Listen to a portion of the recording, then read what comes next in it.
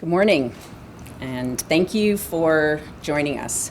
It's an exciting day, and we're grateful that you are all here with us. So my name is Amanda Pick, and I am the CEO with the Missing Children Society of Canada.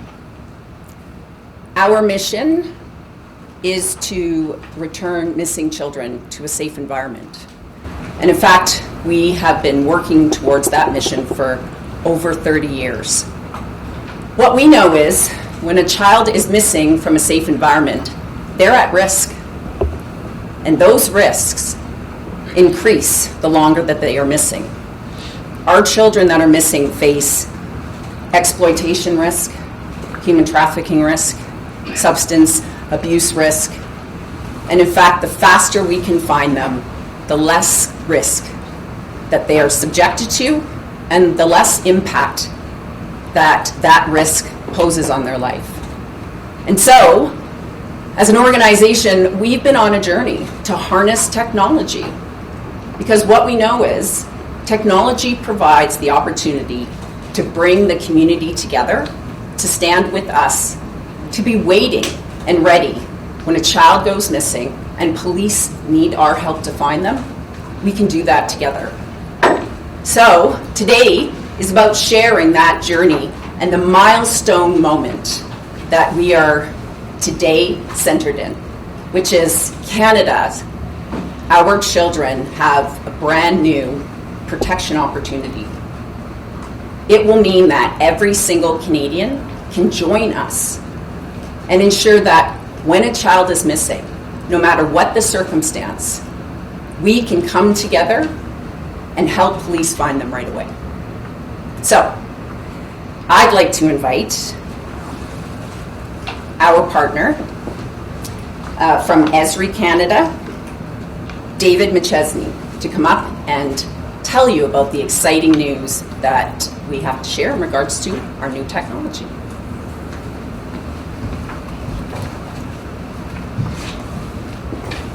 Good morning. My name is Dave McChesney. I'm the Regional Director for Esri Canada here in Calgary. And we're very proud to provide MCSC a community engagement platform to collaborate more efficiently with police partners and the public to find children faster. Just as it takes a village to raise a child, it takes a community to find a missing child. Our solution provides location intelligence to drive meaningful insights from location-based data, effective communication tools so that maps that are easily understood are being able to be used by both MCSC and public safety officials to find the children, as well as powerful analytics, things such as enabling drive time analytics to say, how far could you typically go in an hour or 2 hours, those sorts of things, so you can put the resources in the right locations. Our corporate philosophy at Esri Canada focuses on organizations that advance our society, economy, and environment. Some examples of that are the Trans-Canada Trail and the United Way, which we're involved in nationally. Being able to address threats to public safety using location intelligence brings meaning and purpose to our work here at Esri Canada. And we're very proud, once again, to be involved with MCSC in providing a new web-based solution to find missing children across Canada. Thank you.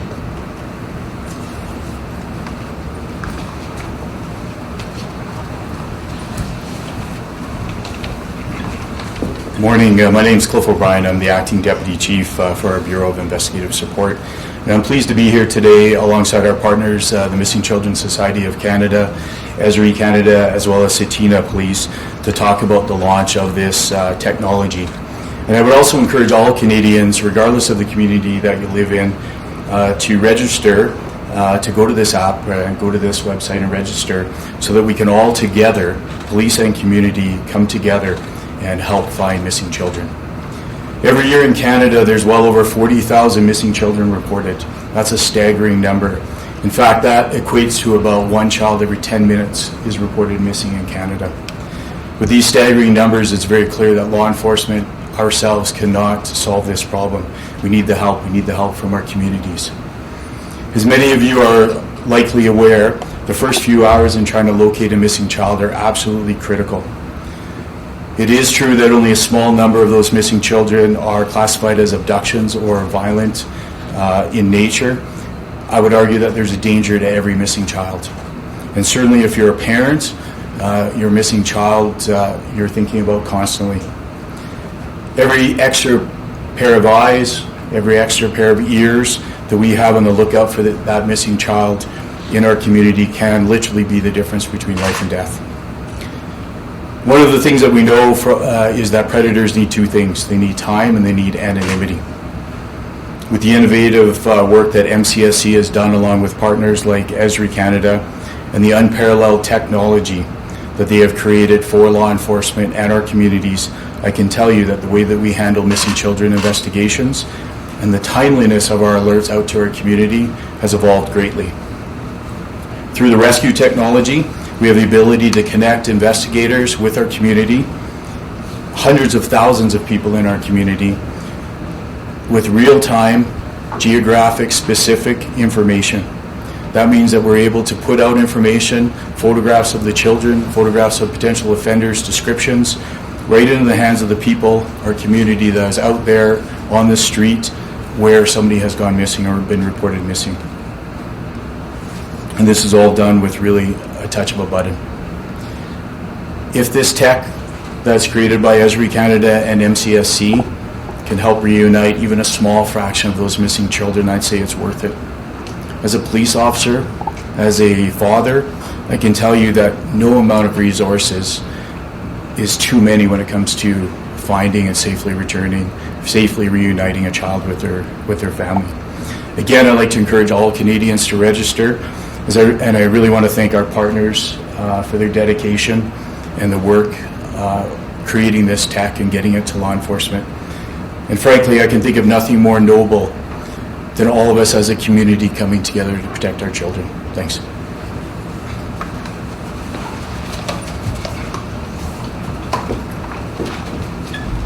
Good morning, everybody. I'm Inspector Steve Burton with the Tsuut'ina Nation Police Service. On behalf of Chief Keith Blake of the Tsuut'ina Nation Police Service, we're very proud and we're very honored to be part of this collaboration with the Missing Children Society of Canada. This has been something that has been very near and dear to us for a long, long time. The reason being is that obviously within our Indigenous communities there is a big crisis. We have missing and murdered Indigenous women, but we also have vulnerabilities that put our children at risk. And children are our most vulnerable sector of the community. So in working with Calgary Police Service over the years, this is something that our police services need to take responsibility for as well. So we would encourage all police agencies to get on board and start using this app so that we can broaden the scope across Canada. With so many things going on in the world, that our society is needing to take responsibility for our children and their safety. This is one piece of that puzzle. It's a phenomenal, innovative technology that I think Esri and the Missing Children Society of Canada has done a phenomenal job with. And this iteration will allow police agencies to talk in real time. It will allow members of the community to communicate in real time and become involved when these children go missing. And it will allow them to do it right away. So that's one of the big important things of this app. We've got so many missing persons, 42,233 that Superintendent O'Brien spoke of just in 2018. So this is something that we can't do alone. We really encourage everyone to get on board and get this app. It's so important. We really want you to become involved. So on behalf of the Tsuut'ina Nation Police Service, we really thank you and we look forward to seeing everybody on board. Thanks.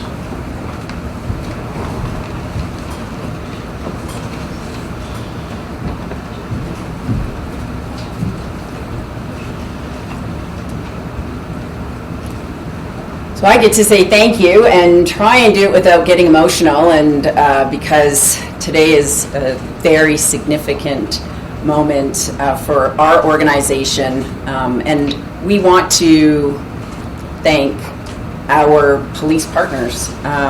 You heard from Calgary Police Service Superintendent O'Brien, Lieutenant Police Service Inspector Steve Burton, and you can see that they feel the same way that we do at MCSC. Incredibly passionate, determined, and ready to ensure that any child in Canada has the immediate response of the entire community. This network, Child Search Network, is available 24 hours a day for police to activate. And the only reason that we are able to bring this significant opportunity forward is because of our technology partners, because of Esri Canada. I'm going to invite Matt English to come up, and Matt is going to show you the technology so that you understand how we are going to be able to come together, why it's unique, and the difference that it'll make. Matt? Well, thank you very much, Amanda. My name's Matt English. I'm a technology lead at Esri Canada, and for the last year or so, I've been in charge of putting together this application. We're very passionate people as well at Esri Canada, and it's been an absolute pleasure supporting this effort. So I'm gonna bring up the app on that screen, hopefully, in just a second. The app in a web browser. So you don't need to go to the App Store to get this app. All you need to remember is rescu.mcsc.ca. So let's go there. And this is what the application looks like. It has a singular purpose. 3 different things we can do, but it has a singular purpose, and that is essentially to help us find children and reunite families. 3 things that us as a community, myself, you folks out there, police services, 3 things that we can do to help achieve this goal. Number 1, become familiar with all of the active cases across the country. Number 2, submit a tip if you have any information on a particular child. Be able to quickly fill out a form and send that information back to MCSC. And number 3 is to register to receive text alerts. This is slightly different than Amber Alert. This is opting in. You as a community member have the ability to opt in to receive location-based alerts. If a child goes missing in your area, you will receive a text message. If this seems noble for you, when you get to the website and you're looking at that photograph, you click on it, and this is how you install the app. It takes you to this page, and a little prompt comes down and says, okay, to add this to your phone, here's what you do. Just follow those instructions. So I go here, and I just say, add to home screen, done. And now the app, if you look in the upper right of my phone, the app is now on my phone. I don't need to go to the app stores in order to get any updates. It's always updated, and it's sitting here on my phone. So let's back up. And let's go here, and I'll just run you through a little bit of the functionality of the app so you get a feel for what's in it. So it's live data, so view our active cases. So let's go here. They're organized by region across the country. Let's take a look at Western Canada here. So when I click the view button, these are all of the active cases for Alberta and British Columbia. This takes a second to load the data, and then we can literally kind of scroll through the different cases. There's a little map view at the top, so you get a feel for where the child went missing, as well as a photograph and detailed information. James, Lindsay, if you have any information on these children, when you're looking through, just perusing these cases, you can click on their name, and you can submit a tip. Okay, so this launches a tip sort of submit form. You can anonymously submit this tip, or if you feel like it and want to be a real privileged part of this community, you can actually submit your name and your email, and we can follow up with you later. But it's anonymous by default. Okay, so that's how you leave a tip. You can put in information that you might have about the child. Decide on a location. I saw this child, or I saw something about this child in a particular location, as well as submit a photograph. Okay, so let's go back. And we'll go here, and we'll do one more thing, and I just want to show you how the text messaging works.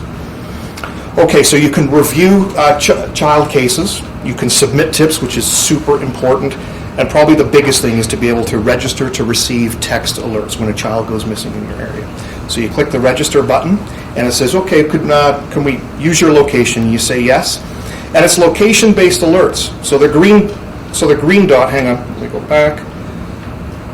If you look right here, the green dot is the missing child, and with Esri technology, we have the ability to delineate search areas according to drive time, walking distance, drive distance, and we can delineate a search area, and then we can say all the people who are using the rescue app in that search area, we'd like to send them a text notification about a particular child.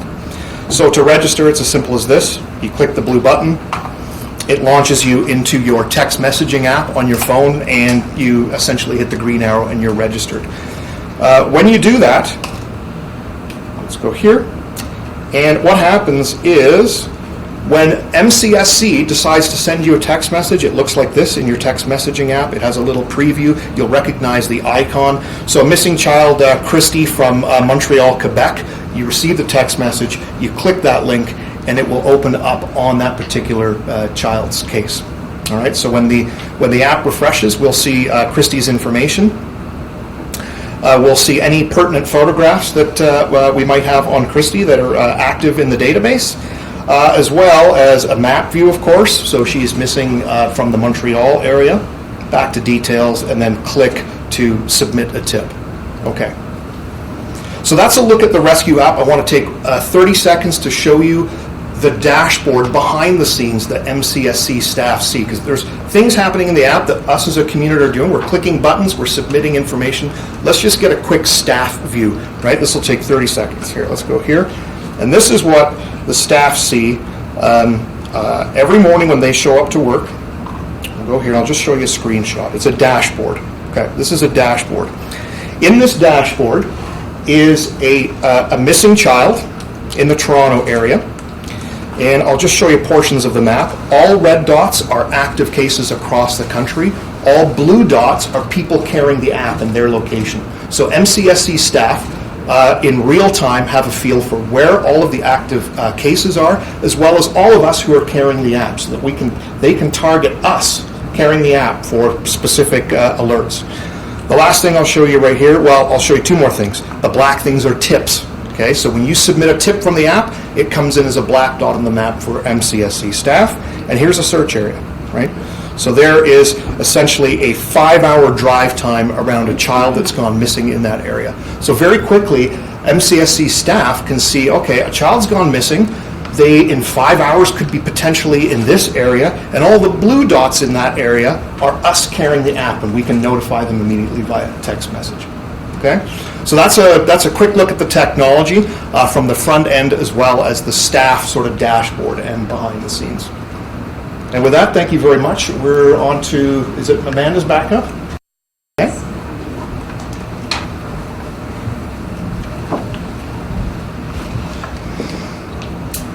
Thank you, Matt. So, as you can see, it is a globally unique opportunity that has come to Canada today to protect our children. We have a real-time database of missing children within the application that you can help us find the kids that are missing right now. We have the ability for police and police only to activate this network to engage when we have an urgent case that needs your attention. And we have the profound opportunity to work together to create a future where our children aren't vulnerable to being missing from a safe environment. I want to acknowledge Judy Peterson is here with us today. And in fact, you saw Judy's daughter, Lindsay. Judy's daughter, Lindsay, has been missing for 26 years. And we have been working with Judy since Lindsay first went missing. I know, as these words I'm sharing with you right now, I know your hearts feel the same as I do, which is we are going to do everything we can to continue the search for Lindsay and to ensure that every missing child is reunited with their family. But I know why Judy also wanted to come here, to ensure that her voice represents the families that we serve. Because this day is important as we move into the future to work together so that no other family has to endure what Judy and her family has. And so this is an opportunity I'd ask every single Canadian to join us, to be part of this new opportunity of protection, and to ensure that we continue the search for children that are missing, but that we work together to have a future where children are safe. So with that, we're going to close the official part of the conference. Judy is here to be able to use her voice to answer questions, to share with you on behalf of families. Ezra is available to answer additional technology questions. Our police partners are here to answer any of the other questions that you may have around this new support. And on behalf of MCSC, we thank you. Thank you for supporting our efforts. Thank you for allowing us to support police and protect community. We're in Calgary, so I thank some of our partners like WestJet, Calgary Foundation, who have provided significant support to have the collaboration between the Calgary Police Service and Sultana Police Service. And I thank every single person along the journey of the last 30 plus years that has shown us that we can always come together to protect a child. Thank you.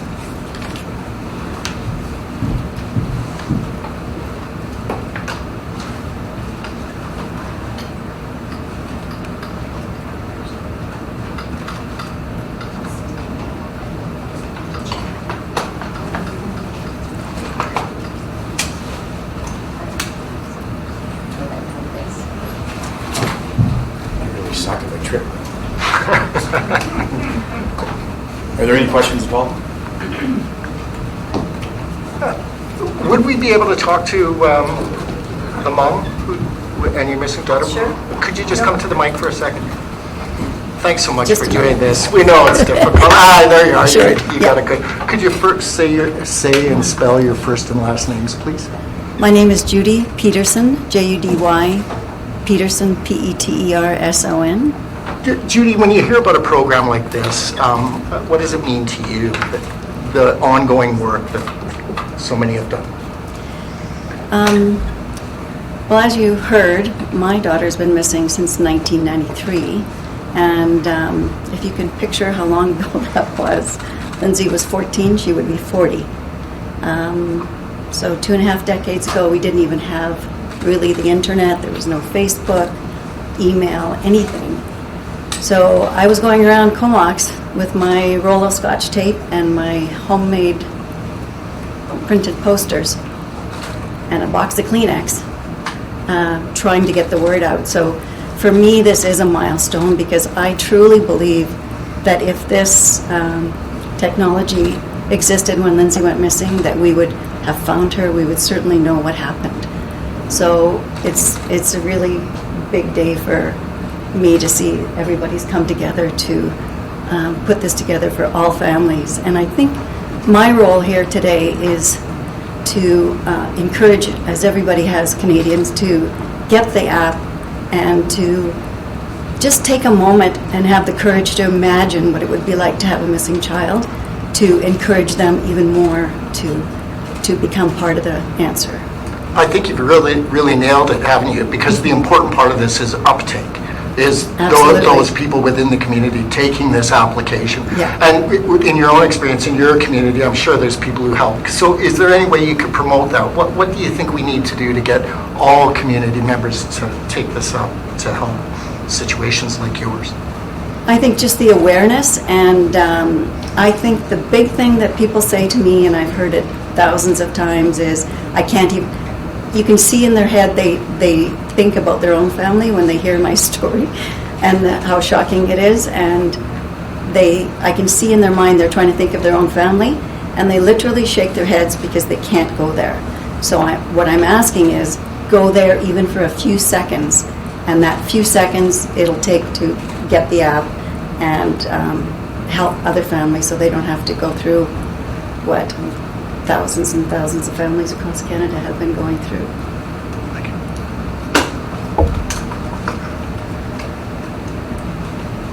Any other questions? I have a question for one of the police officers, I'm not sure which. You mentioned that it was activated, this system was activated by the police. Those of us who have scanners in our cars or on our desks at work hear 1022s all the time. There's a lot of them. How are you going to decide when it's serious enough that it gets activated to this app?